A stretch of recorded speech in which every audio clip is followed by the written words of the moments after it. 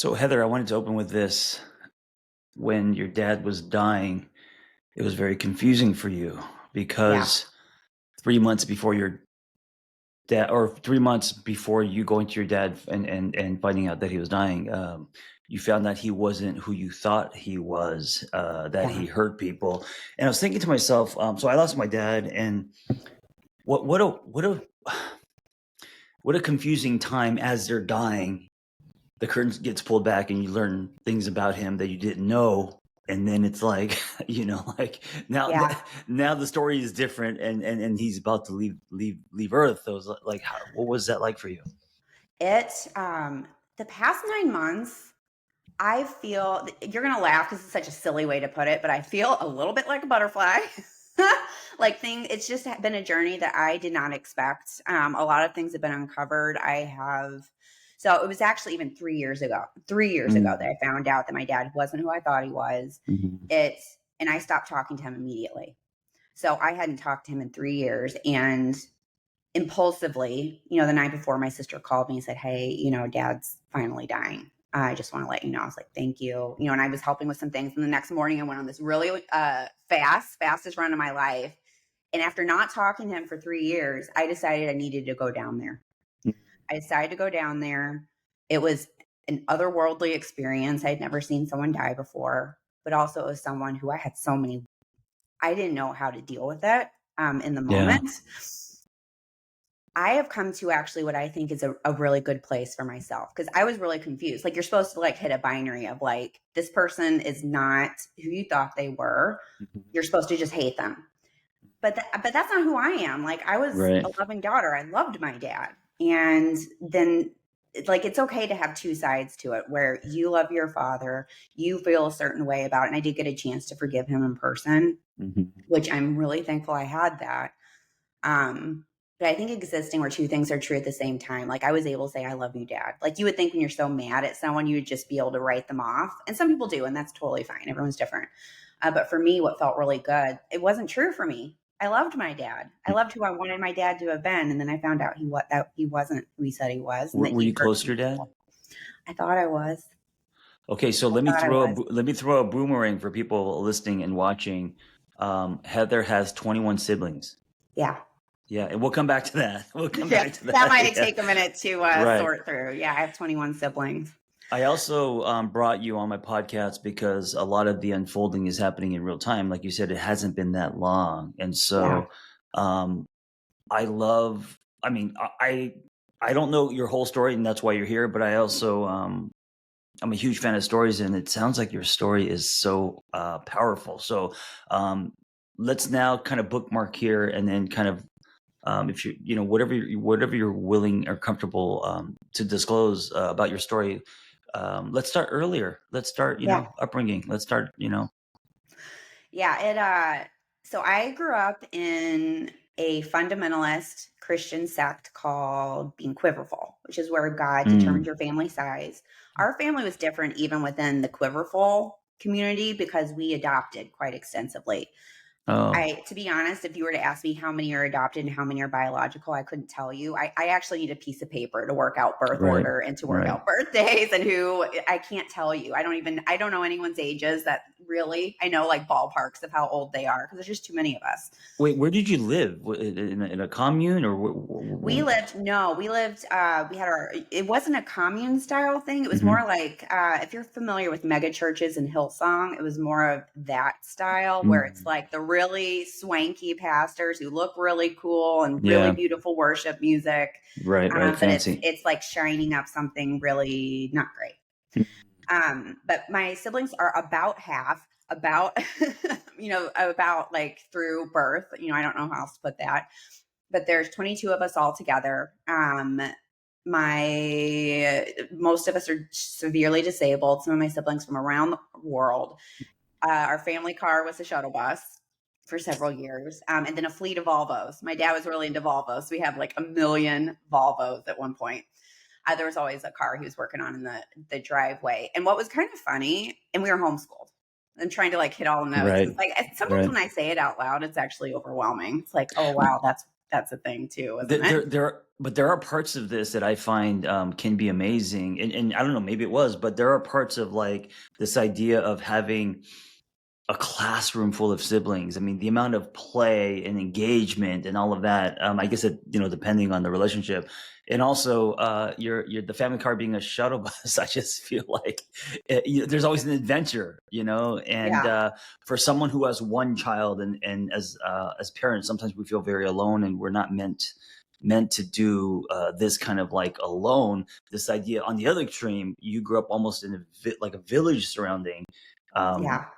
which also can Yeah. be, like, I don't know, people crave that, not necessarily maybe what you went through, but people crave that kind of, you know, uh, Yeah. village kind of environment. Well, and two, I think that's important to say too. It's so easy to paint with a broad brush and Yeah. say Yeah. things were 100% terrible or 100% wonderful, and that is never true. Right.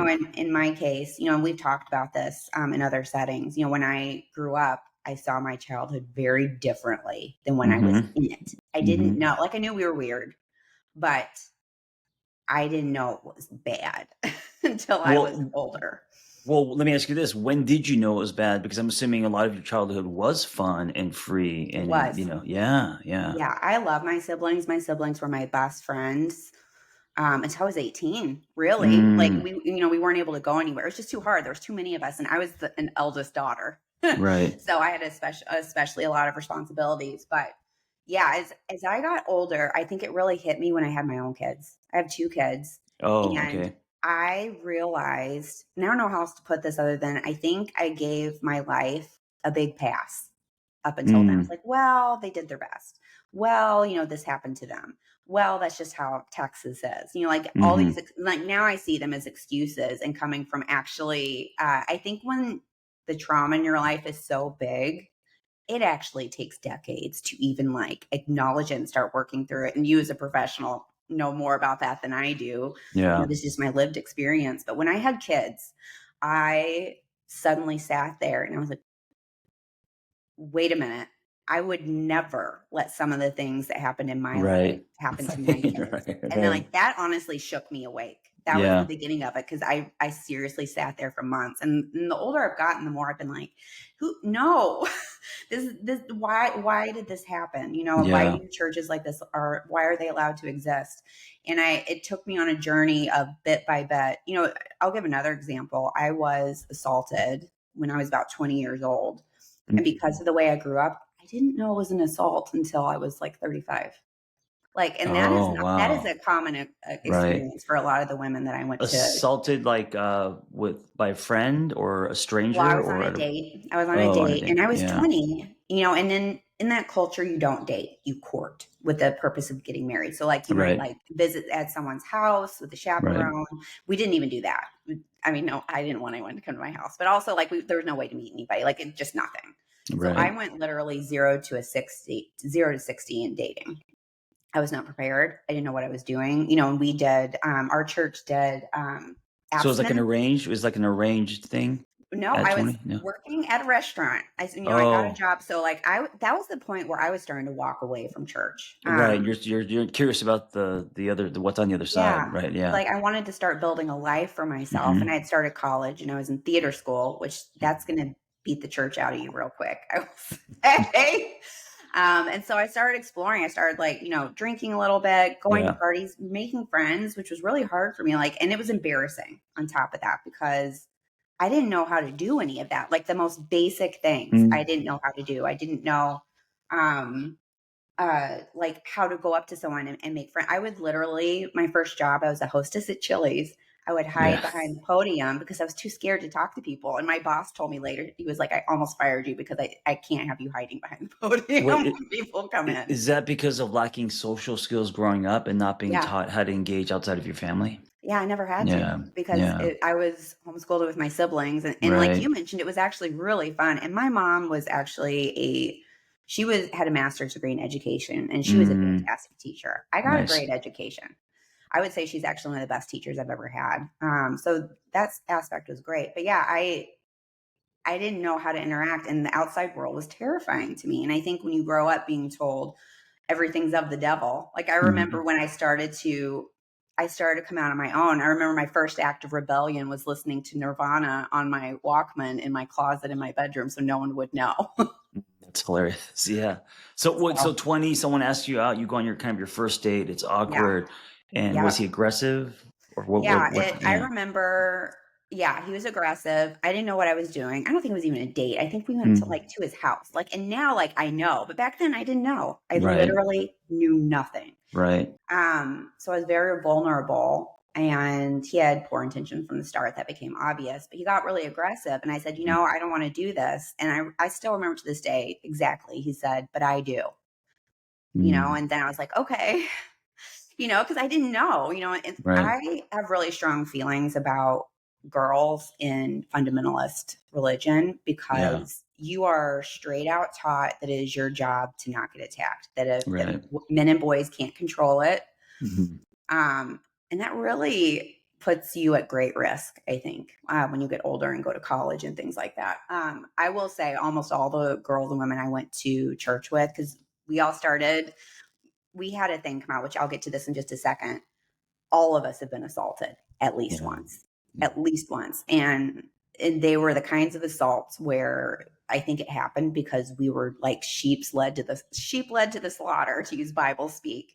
We didn't know what we were doing. We've trusted people we shouldn't have trusted. And then we all blamed ourselves. And half of us didn't even know it was an assault until later because we thought, well, that just went wrong, is how we put it. And now, Yeah. like, if that happened to Or my daughter, I that's just freak how out. boys are, or that's, Right. that's right. It's Minimizing. not. Yeah. Yes. Yeah, we had I think I mentioned this before when we talked. My church, one of the elders from our church made national news recently, Robert Morris. He was an elder at Shady Grove Church for a long time, which was our church. And he was very open about how he had been unfaithful to his wife in the early years, but he's never, that he overcame that. And this whole big thing. And it was actually a big story that he talked about all the time. Turned out the other woman was a 12-year-old girl. And that came out Oh, recently. He was an advisor to Trump. jeez. And she, after years of trying to get justice, gave an interview and it finally came out and he was recently indicted. But I share that story because that was the attitude of the entire church. It doesn't Wow. matter. I can do what I want. And it really puts girls at such a disadvantage. Of course, the group chat lit up after that happened. And it was on the one hand really traumatizing, but really healing because you grow up feeling like, I don't know, like I felt so betrayed and rageful when I grew up Mhm. because I realized all the things that I thought growing up, they were all wrong. And I wasn't crazy. I wasn't imagining it. That actually my feelings were completely valid. And I didn't really learn that till I was about 35 years old. So at what point in childhood did you realize, oh, okay, I'm no longer having fun, or I'm going to start questioning some things that don't feel right? At what point was that? Like I 13, think I 14, was fully a 15? teenager. I was Oh, fully a okay. teenager because I think up until that time, I remember my dad. I really do put this on my dad because he pulled my mom into it. Sometimes when you Mhm.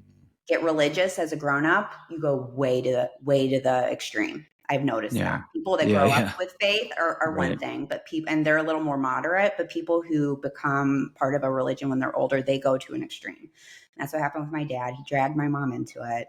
So Mm. I want to be clear about that too. I really put this on my dad. And I remember growing up and my dad was very defensive about the whole thing. Like he was very like proud to be, proud to have a big family and like, yeah, we're weird. That's great. And he made a joke about our shuttle bus. This is the family car. And I think because he was our dad, we went right along with it. We're like, yeah, Right. and like proud to be weird. Whereas an adult, I'm like, oh, that was too weird. And not that being weird is bad, but being part of fundamentalism and not being who you try to present yourself to the world and putting these kids in danger and isolating them from the outside world. What are some of the things that fundamentalism that you can do and you can't? So, Yeah. like, how did tell me? Just paint broad strokes of what life was like, so people know. Well, absolutely no sex, no Yeah. dating. If anyone Yeah. got pregnant, you just never saw them again. I don't know where to this day, there are a few people that disappeared. I can't tell you where they went. They just Mhm. dropped through the floor and disappeared.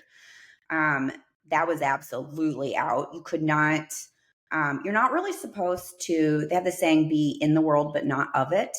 meaning that we have, Mm, and the thought is that we have to live here on this planet, but you don't need to associate with anyone who's not part of our group. And you didn't. right. So very in a bubble, very Truman Yes. Show. Yes. Once you are married, though, then you're supposed to have a lot of babies. Is that why there's? Well, the idea is that you just let what happens happens, but we know from science you're probably going to have a lot of kids. Yeah. So no protection kind of thing. No. Right. Yeah. Right. And some people do like natural family planning and things like this. Cause there was also a rumor, which is actually not true, that the birth control pill has like a 0.001% chance of being I'm not going to pronounce it right, abortifacient. Mm, Like it will, and that's actually a rumor. It actually doesn't do that. But that was a big thing that was talked about in church. And of course, 100% pro life or pro birth, as I put it. Abortion was absolute. Anything that was anything right. close to that was out. So that was Right. out. Women were encouraged to be home. A big message was to submit to your husbands. Mm, The way that was put. So that also puts women and children in danger. yeah. Submit to your So husbands. Iron Fist controlling. Yeah, Yeah. Yeah. it was very Eggshell. Lots of controlling. eggshells. Yeah. Resentment. Yeah. Well, Suppressed feelings. I think that's why now as an adult, so there's a big correlation, and I was really sad to find there's a lot of things that I did, and I thought it was because I was just being myself, and then later I was like, oh, Mm, that's a trauma response. I didn't know until my therapist told me. Endurance running, marathon. I'm a big marathoner. I love running; it right. makes me so Right. happy. But part of that is controlling your own life because someone else controlled it for so long. Um, Are so you the that one that was, told me about the book, The Tell? yeah, Oh yeah, because I was listening yeah, to it, and she was pouring all of her trauma into fitness, and the Ironmans, yeah, marathon running. And then when she stopped yep, running, and obviously doing the MDMA, she realized she was assaulted when she was 13 and by yeah, a teacher, I think. And so yes. you got into you basically literally ran. You Yeah. ran to run away from all of this stuff that happened. Yeah, I Mm. mean, it's Or something I've had numb. to confront in myself because there's so many things that you do to survive when you're younger that as an adult it doesn't work anymore. Like for me, trying to control everything. I also think when you've been through major trauma, confronting it is really hard and it is really scary. You don't want to live Yeah. through those things again.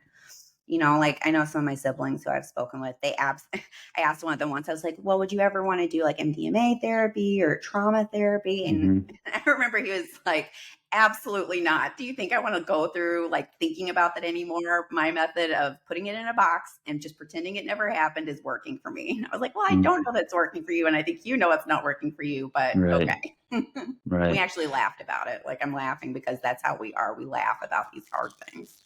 What else was traumatic growing up that wasn't sexual? Was there just a way of life? It was just traumatic because people weren't heard and there were just hard lines. Like, what was also traumatic Yeah, about this life? I think too, like setting up yourself for a life with 22 kids, most of whom have severe disabilities. Mm, That is too much for anyone, yeah. and so I know Yeah. it was too much for my mom for sure. And my dad just was not around quite often. So I feel like he dragged us into this. It was a big, huge thing, and then like left my mom to deal with it. And then all of us who were older kids, we had three buckets: older kids, middle kids, younger kids, and I was one of them Mm. in the older group, the older kid group. And Had we just had to responsibilities. do a lot. We had to take care of Yeah. everyone. We were Yeah. Grow up I fast. taught my younger siblings to walk. I was like one of their moms. They had a mom 100%, but there was just too many of us. We're not allowed. Who helped you guys? Nobody. It was just us. Wow. So it really Just us. wasn't village. It wasn't people coming in and helping. It was just you No. guys in this bubble. Well, part of it is fear. So also Yeah. because you're living on the fringe, you don't want like the cops to come and investigate Yeah. your house. You don't Yeah. want so you don't want people coming in. Like homeschooling. I remember we used to drive my mom so nuts because you're right. We did have a lot of fun. We had a schoolroom, and I remember me and the other older kids, we were in there working on our schoolwork. And every time we heard a car on our dirt road that went by our house, we'd hear one coming, and one of us would yell a code word. I think it was like duck or something, and we would all just hit the floor while the car went by. Because it's scary to have anyone come in because they may have something to say about how you're living and then blow it all up. Of course, Right. now maybe that would have been good. But yeah, it's just a really strange experience. And the thing that is hard too is that I don't really think anyone should have 22 kids, but I love my siblings very much. It's like Yeah. Yeah. two things are true and they seem to Right. conflict. Um, this is what happened. This is how it is. My siblings and I are very close. We've all been through a lot together. Um, but at the same time, I still don't think anyone should have 22 kids. Like No. both things are true. And I don't want to make it Right. sound like I regret that those things I mean, I guess I do, but I also love my siblings, and I'm glad that I have them in my life and I feel thankful for that. Are you close to all of them? I'm assuming Not all different of them. relation. Yeah. Okay. Um, Not all of them. so Um, at 20, you kind of quote unquote hop the wall. Now you're out in the real world. You're hosting at Chili's. You're dating. You're doing all. And did you get pushback? Did people say, okay, she's now out there. She's cut off, or were people trying to bring you back, no. or no? No, because I moved all the way to Chicago. I on purpose Mm, put myself on a plane right away yeah. because I just felt like it was the only way I was ever going to have my own life, which, I'm not saying anything special. Most people that have come out of my type of situation have that same feeling too. You got to put a plane in between Mm-hmm. you and in that group. I think there was a delineation because, I grew up ultra, ultra, ultra conservative and now I'm Yeah. pretty liberal. So my politics and my values do not align to what I grew up in. I have noticed a lot of the people that I grew up with that stay in Texas, they have become more moderate and normal. Mm-hmm. Well, I shouldn't say normal. They become more moderate, you know. So no, you're not shut out, but you're always the way they put you're always welcome to come back. But a lot of us don't want to come back because it just did too much damage. What would you do if you did go back? Like, what would you actually do as far as life, and how would you I make money? Like, what? I would have a panic attack. I would have a panic attack. I actually have needed to be around that environment, like for a wedding, like a family member that was getting married and they are still fundamentalist, Yeah. so I would go to their wedding. And now looking back, maybe I shouldn't have gone. But I remember sitting there and my siblings and I were sitting at the wedding and, two of my siblings are trans, Hmm. which is absolutely not allowed in Yeah. fundamental, Yeah. so Of they went through course. their own journey. And I remember sitting next to one of my siblings who is trans and I could just hear him like through the whole Yeah. ceremony because they did an altar Yeah. call. They did the whole bit. There were worship songs. And Wow. I hope you laugh because I think this is kind of funny. A lot of our siblings were there, and at the end, one of my siblings had brought edibles in a little bag, and I was like, "Does anyone need one?" It helped me avoid a panic attack during the Yeah. altar call. I was like, "Yes, I will absolutely take one of those. Mm. Thank you very much."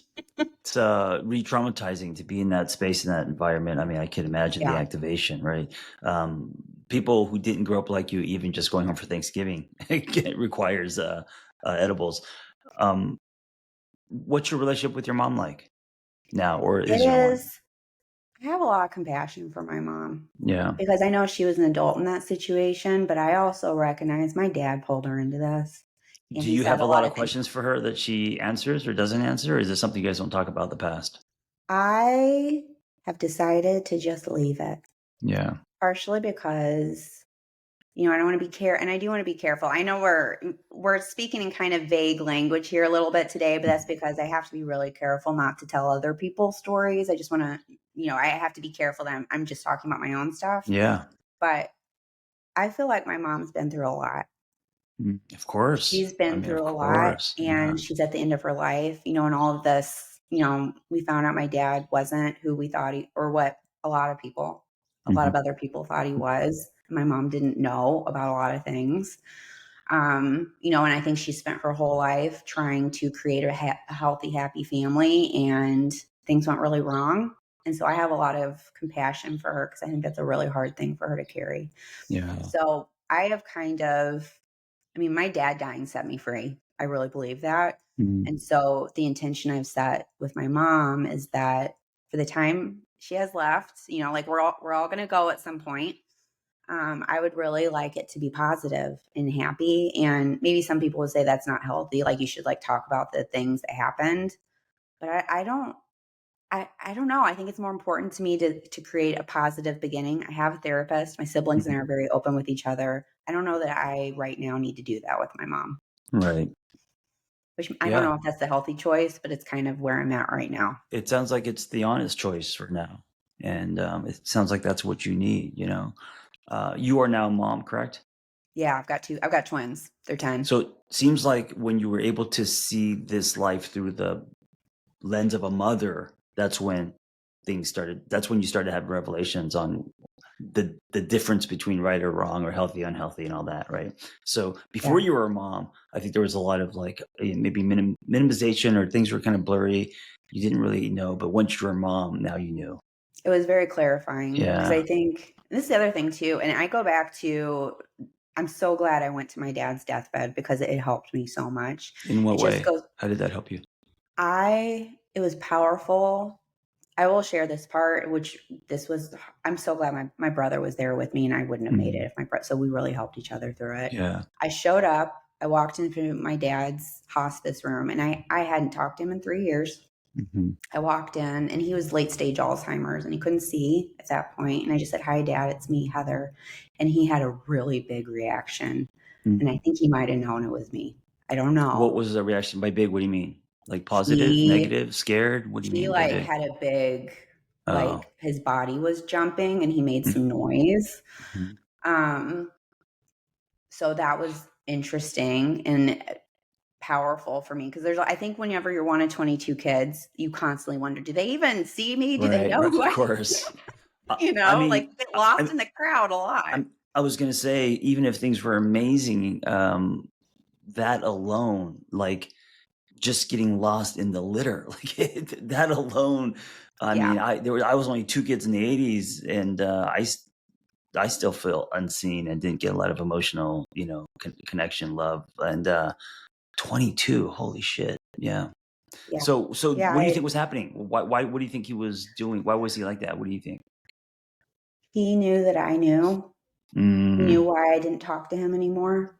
He mhm. hadn't heard from me in a very long time. At the end, and it does make me sad, but I don't think it was wrong. Like again, two things Yeah. can be true. It makes me Yeah, sad, yeah. but I don't think it was wrong. Most of my siblings didn't visit him at the end Yeah, because at that point everybody knew and we couldn't sure. do it. We couldn't do it. Yeah. But what is interesting because I think we are all people who want to do right and want to do good in the world. We weren't trying to be vindictive towards my dad, but at the same time, that doesn't. Sometimes you just have to walk away for your own preservation. And it makes me sad because and death by Alzheimer's is so brutal. And I pray to God I don't get it. Mhm. I think it's the worst death anybody can have. So I know he went through a lot. And of course, my poor mom went through a lot trying to take care of him. But I think for me, what was going on, I am so thankful. And I was there for 3 days. I slept for 1 hour, and I know because I set an Wow. alarm. And my brother slept for a couple hours too. It was really rough. He was Yeah. decomposing before he actually Yeah. died. And I think just being there, and I didn't talk to him anymore for the rest of the 3 days I was there. And I just kept trying to process, how do I feel about this? What do I think about this? And my Mhm. siblings were calling in because we had told them, we said, Dad's dying, but he can still hear. If you want to send a voice note, we'll play it in his ear. Mhm. And so Mhm. it was really beautiful. Like some of my siblings sent these messages and notes. I didn't say anything because I just wasn't there. I think as an eldest daughter, maybe I am more of a hardliner than anybody else. Like I feel like this man did all this damage. I don't have anything nice to say to him. Yeah. So I'm just gonna sit here and be respectful of the Yeah. situation. But by the end, I think it unlocked some emotions in me because here's Mm. the other thing, and you know this from your expertise. Like when you've been through a lot of trauma, your feelings go away. I've Yeah. been on a 15-year journey to get my feelings back Right. because that's Right. how you survive is you don't feel things. And I think being at my dad's deathbed broke that open. I remember he finally died. We were there. We took him off oxygen. It was I don't know if the word's a sympathy because he was in a lot of pain because of the oxygen. The nurse was like, I think it's time to let him go. So he did, and he did pass away. And the coroner was about to take his body. It was literally the last second they were sitting in the hallway. And I just asked for him, I said, can I have 1 minute? Because this was my last Mm. chance. And I went Mhm. in and I remember I said, Dad, I love you. I forgive you. I wish you would have been a better dad. And I hope you choose better in your next life. Mm. And then I walked away and that moment really set me free. And this is meaningful for me. Maybe it's not meaningful for other people, but it's meaningful for me because I never cry about anything. I Mhm. cried the entire way back to the airport. Like it broke something open in me. And that Yeah. hasn't stopped in the 9 months since. Like I feel like back to my like ridiculous butterfly metaphor, I feel like I am opening up and I feel set free and I feel hopeful and optimistic. I feel like I'm not being held back. I really think I needed my dad to depart this planet Mhm. to be able to move on. And I can't explain why that's the case, but it's definitely showing up as real for me. At the end of my dad's life, he was living on borrowed time. I felt bad for my mom because she took care of him her whole life, and then now he basically she was his nurse, and also he wasn't quite there, and he was constantly like yelling and crying. And when he passed, there was a relief as well. There was a relief for my mom being free. There was a relief like he wasn't suffering anymore. He was just a vegetable, and so Yeah. I could see that as well. Now, obviously, it's different than your story, but it almost like you seeing your dad also was a gift in that it opened things up for you in a good way. Yeah, I Yeah. needed to say goodbye. Like, it was very impulsive. I Mm. literally jumped on a plane 20 minutes after deciding to go. It is I'm so glad I went. I needed to go. Do you feel like for you, because I know you had a journey as well with your dad. Do you feel like when your dad passed, it was healing for you? Or what was There that was like for you? there was relief. There was relief because he took so much room. He took so much space, especially with my mom and their codependency, just her waiting on him hand and foot kind of thing. But there was also release with the kids, me and my brother, because my dad was very dependent. He was an alcoholic, and he would text us, or not text us. He would call us for any little thing. I joke about the batteries in the remote control going out and him, paging us 911 back when we had Yeah. pagers. And he hijacked space a lot. He was very needy. He was emotionally a child, and so the fact that he passed relieved us of that. So there was a lot of freedom in that. He wasn't a bad person. There was a lot of things about him that I loved that I also took on. Like he was charismatic. He was, always the life of the party and fun, and But yeah, so in that way, there was a relief. There was a freedom. There was a now I can. I wouldn't say live my life. Maybe that's how it was for you, but for me, it was like now I just live a little lighter. Yeah. Yeah. It's funny how that works because sometimes I've been worried. I remember one message I got from someone who found out that my dad had passed, because everyone is, and they mean it so well. And I don't want to get in it. And you don't want to get into it with everyone and explain everything. And they say, oh, I'm so sorry. Your dad died thinking of you. I'm sure you miss him. Of course I don't. But but I just say thank you because I know they're just trying to give me love. And so I just take it, Mm, even though hmm. maybe the message is not the right one.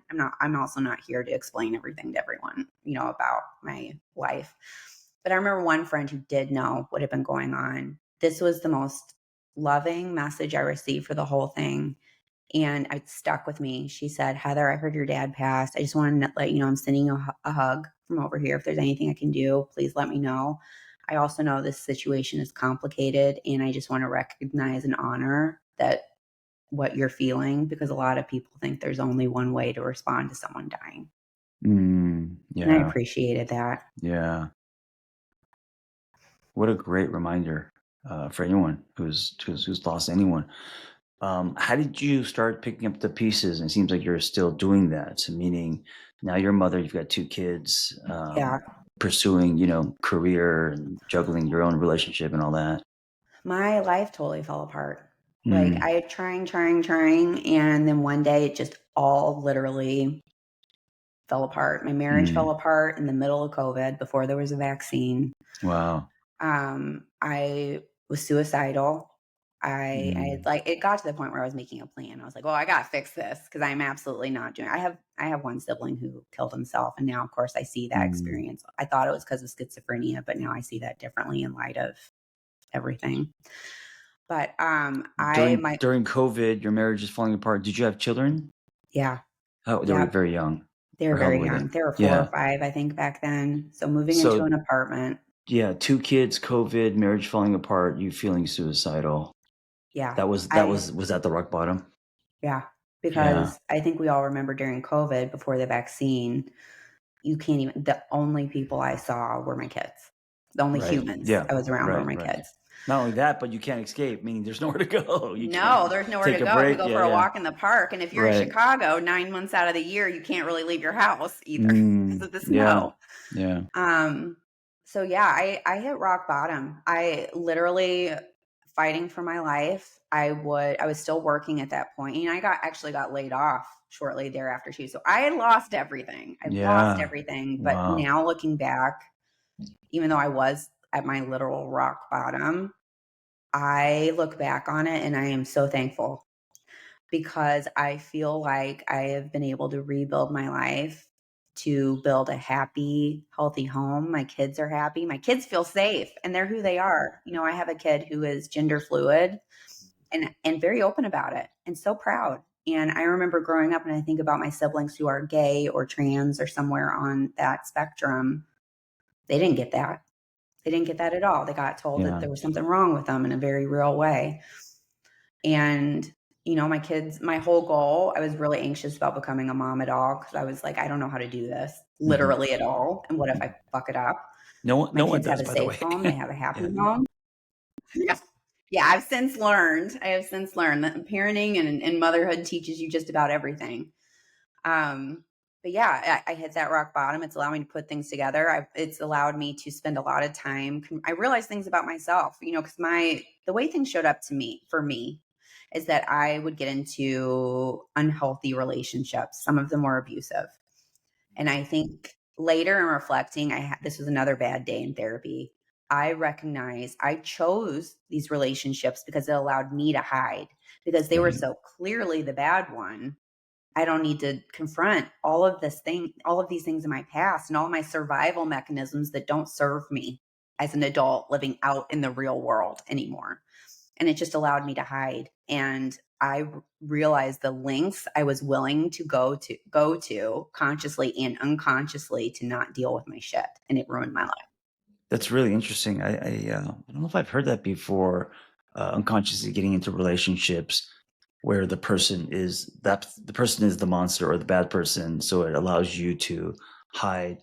Also, it also allows you to stay in victim mode Yep. because Yeah. that you could point the finger at this person. So you're right. So being a victim um, prevents you from looking into the mirror because you're a victim, Yep. right? Yeah. So Right. I'm like, a good one. There's nothing wrong with me. yeah, yeah. You know, Wow. and if you were to ask me, I would tell you absolutely I don't think that, but that's what my behavior said. Hmm. What was the divine that pulled you out of the quicksand when you wanted to no longer live?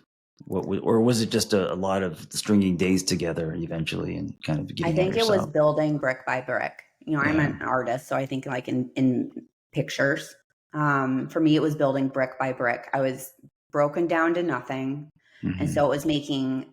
I have really come to believe that getting healthy and putting your life back together. I think a lot of people want to think about it like a switch. Like they're Yeah. like, well, if I just make the right choices, my life is going to be Right. better. And, you know, and they get frustrated with themselves. Like, why do I keep making the same mistake over and over again? And I did that until eventually I realized it's more like going to the gym. You know, you don't get healthy and get Right. your body the way you want it like in one day. You have to go every day and eventually your muscles become what they're supposed to be. It's more like developing a muscle. It takes time. Sometimes it takes a lot longer than you think. And I think I just started that process because I was on the floor and I didn't want to stay on the floor. And because I'm an eldest daughter, I knew I had to do something about that to get to a better place. And so it was just brick by brick, getting a new job, getting healthy, going through therapy, starting to date again, you actually inspired me because someone had brought up to me a few years ago, you know, I think you should go to trauma therapy or maybe you could try MDMA because I have blackout periods in my childhood that I don't know what happened. Yeah. And she said, I think that could really help you. And I was like, absolutely not. But now I think I've gotten to a place where I could do it. And I've been following your journey and some of the things you've talked about with it. And then after reading the tell, which she went through that journey as well, I think I'm ready to do it. It just takes time and you have to be Yeah. patient with yourself and Yeah. give yourself grace and don't be kind to yourself. Treat yourself the way that you require yourself to treat other people. Because I was so hard on myself. And it's like, I just feel like a total fuck up. I You're think not a fuck up. Yeah, and thank you for saying that. I think healing is a lifestyle. I think too many people say like or think I'll do it this weekend, or if I do Yeah. ayahuasca, or I go do go walk on fire, do Yeah. something, I'll come Yeah. back and then I will be healed. But no, it is like the gym. You're not going to get stronger by taking one class, Yeah. and it's I mean, it's kind of sad. It's not just you, but as humans in general, we spend most of our adulthood healing from all the stuff that happened in childhood. No, it makes me so sad. I was thinking about that the other day. I do a lot of my thinking when I'm doing a walk with my dog, and I was Yeah. thinking about that the other day. I was like, I'm 46 years old. When, because you do get frustrated. You're like, when am I going to be over it? I just want to live the Hmm. rest of my life and be happy. And Yeah. I like what you said about getting healthy as a lifestyle, because you're right. I do think, and I have thought that at times, if I just go do this, it'll fix my life. If I just Hmm. do this, I'll feel Hmm. better. And while that can be true, the everyday stuff has to be happening as well. I did need my dad to pass away for me to really move Yeah. on. That was real, but Right. I also have to do the everyday stuff, or it's not gonna. I'm not really getting better. Yeah, and also we snap back, and just because we snap back doesn't mean that we are regressing. Sometimes it's a Yeah, step back and two forward. Um, well, I'm so happy where you're at. It seems like this is kind of the beginning of a new life, and you are now um, not in fight or flight, or in yeah, you're no longer like um, in survival mode, right? Which is, I think, is yeah, one of the lowest frequencies. And yeah, so that makes me really happy. And also, thank you for sharing your story. I know that this is kind of the beginning as far as sharing your story. And I know you want to write a book, and I know you want to go deeper with all of this. But thank you for sharing this. I think so many people can get something out of your story who can't relate to you at all, yeah, but we could yeah, all relate to rock bottoms. We could all relate yes, to rebuilding. We could all relate to, you know, problems in relationships. Also being a mother, being overwhelmed, and also traumatic childhoods. I mean, you know, yeah. There's a lot of crossover. I've been having conversations with a lot of people because it's just been sticking with me, and it's just this, like, I'm a writer, so there's yeah, the sentence that's yeah, been sticking with me. And perhaps an obvious statement since we just did a book class together, but sometimes the end is just the beginning, and that's really how I feel. Life hmm is. One hmm conversation I had with someone. His name is Kip Morgan. I want to make sure I credit him properly, but we were talking about life's endings, and he's been through so much. He came out of fundamentalism as well too, and had a different yeah, experience, but it was just as rough as mine. And he's so joyful. And he said to me, my life has been full of endings, but that means it's been full of new beginnings too. It's like, that is hmm beautiful. And I just like hmm wanted to hang on to that because it's true. Life is full of endings. My endings are not like your endings, they're not like anyone else's endings. But it's true. Life gives us the opportunity to start over, to start new. And I see that as a big gift. yeah. I see life as a circle, and I see life as we just do laps, and every time we do a lap, it almost we expand more, or we're in a Yeah. different state. So it's a different type of lap, but it is a circle in that there are endings and beginnings. There's life and death within life. So relationships Yeah. die and are reborn, etc. So we just continue to make our way around that lap, Yes. and hopefully, as we do, we learn and we grow and we evolve and we expand more and more. Yeah, it really is. And today I know we talked about a lot of traumatic, difficult things, but I also think there's so much joy in it. There's so much joy in getting yourself home. There's so much joy in healing. Yeah. I don't want to be, it's kind of that delicate dance of acknowledging where you've been and what you've been through with integrity and honesty and truth, but then also wanting a better life and being able to access that and to create that for you. And I find a lot of joy in being able to do that. And I feel thankful because not everybody gets that.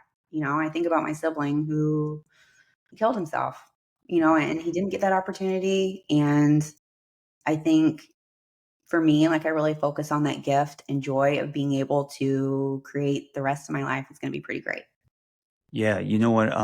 I think that's proof that you are healing, because I think that joy is like a river. It's always been there. We didn't have the ability to find it because our Oh, yeah. lenses were so blurry, or because we were in fight or flight panic. We were in a lower frequency.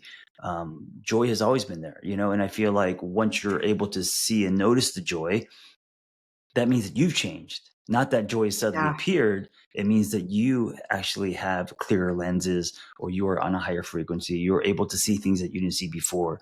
And so there's proof now that you are different, So I the love fact that that. you're able to see all this joy in your life. And I'm there too. 52, house burned down, moving to a different Yeah, yeah, country. yeah. You're going through Um, a whole lot over there. yeah.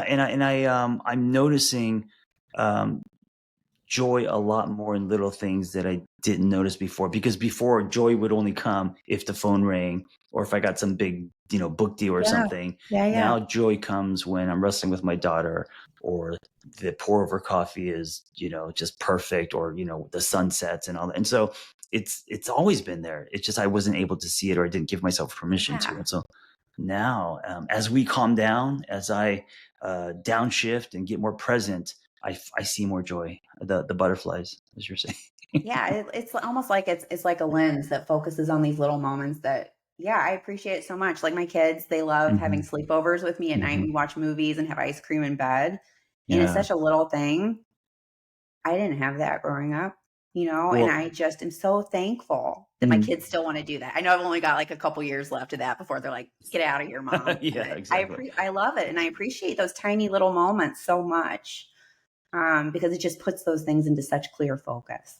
Well, Heather, you're now living instead of existing, and it's the Yeah. same thing with me. When I used to be a miserable fuck, I was not able to see joy. I was just living in dread and worry and afraid of the future. So I wasn't living at all, just existing.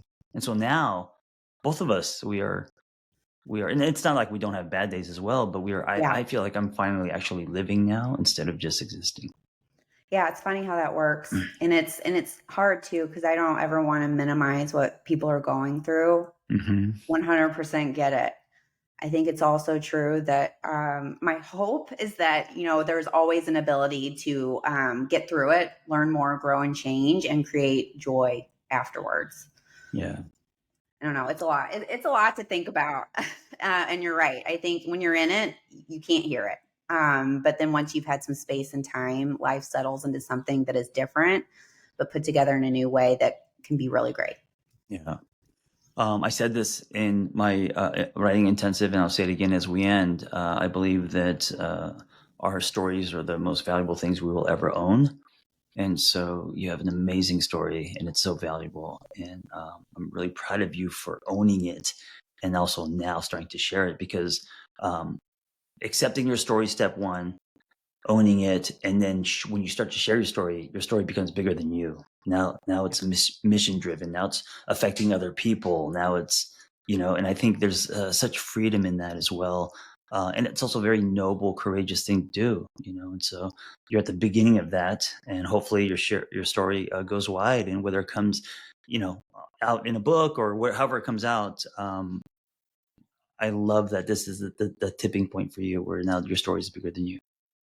Thank you so much for having me on. I know you're Yeah. going through a huge life transition too. So sending you thoughts for that. Thank you for Thank having you. me on. Thank you. Where can we find you, Heather, if we want to follow your story? Well, I was right now. I have a podcast going that's been that's turned into a work of art. I just did it because I was interested in it, Mhm. and it's turned into kind of a big thing, a big powerful thing. It's called The Happily Never After. Sometimes the end is just the beginning. It's a Mm. podcast, actually premiered today.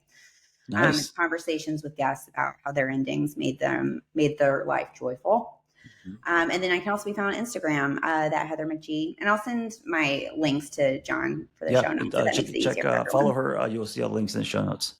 Yeah, we see a little Thank bit you. of John in there too for our writing class. Yes. Thank you for listening. Be well. Yeah, thank you.